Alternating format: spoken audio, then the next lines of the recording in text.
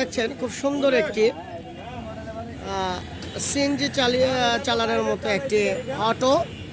আসলে এটা সিএনজি নয়, এটা একটা অটো রিক্সা। সে অটো রিক্সাকে এত সুন্দর করে ডিজাইন করে সিএনজির মতো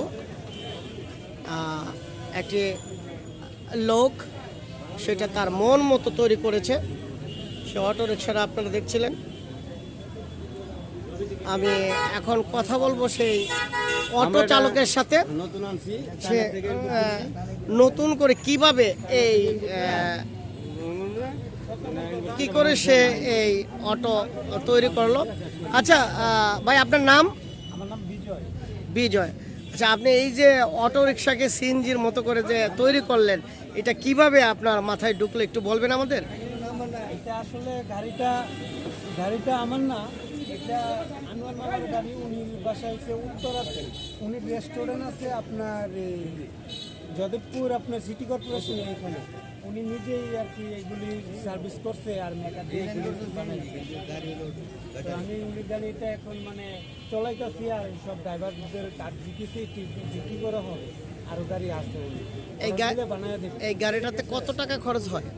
গাড়িটাতে খরচ হয় 4 লাখ টাকার মতো। 4 লাখ টাকা। এটা মূলত মানে ইঞ্জিনটা কিসের? এটা হচ্ছে লিথিয়াম ব্যাটারি দিয়ে। লিথিয়াম ব্যাটারি লিখন না? আপনাদের আমি গাড়িটার একটু ভিতরের অংশটুকু দেখাচ্ছি।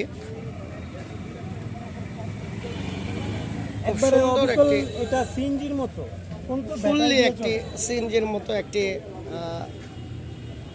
চালিত একটি অটো, যেটা আপনাদের ভিতরে যে ডেকোরেশন দেখছিলেন, সুন্দর একটি ডেকোরেশন, হুবহুব সিএনজি গাড়ির মতো।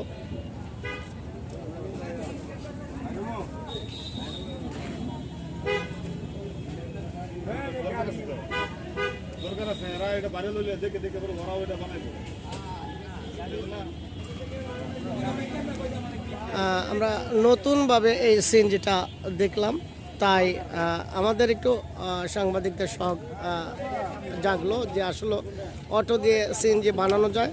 সেই জন্য আমরা আজকের এই সিএনজি চালকের সাথে কথা বললাম এবং সেই সিএনজিটা আপনাদেরকে দেখানোর চেষ্টা করলাম। আসলে অটো যদি বাংলাদেশ থেকে উঠে যায় আর এই সিএনজির মতো করে যদি অটো রিক্সাগুলো তৈরি করা হয়, আসলে মনে হয় পাবলিকও যেতে সুবিধা ভোগ করবে এবং রাস্তায় চলাচলের জন্য সেটাও সুন্দর এবং সুন্দর দেখা যাবে বলে আশা করি। ধন্যবাদ সকলকে।